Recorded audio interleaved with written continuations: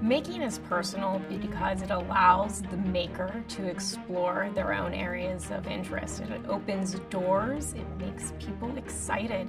So when we personalize our making experiences, it allows us to follow our dreams and our passions. In making, having ownership of what you do is an important element.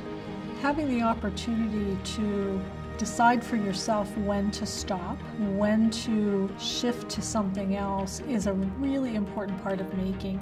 In particular with children, it gives them some ownership and some control over what they're doing as opposed to everything being adult directed.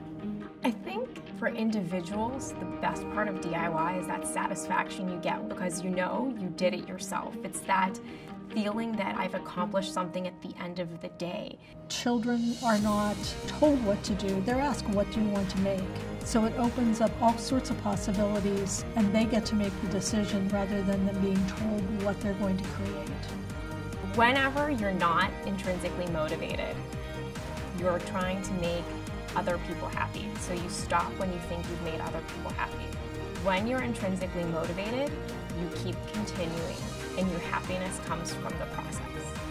What we're seeing already is kids are engaged. They're working on projects that they want to work on, that they can't wait to get to that class and build and design. So when we're working smarter, we're keeping our eye on what we want students to learn, but we're also kind of standing off to the side and helping students get there on their own. You can measure the success of the process often by asking the children themselves, what did you make?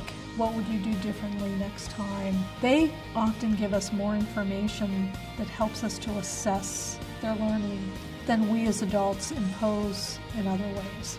Institutions can support personalization by not shutting down people's ideas, so allowing the individual to choose how things are used and in what ways they're used.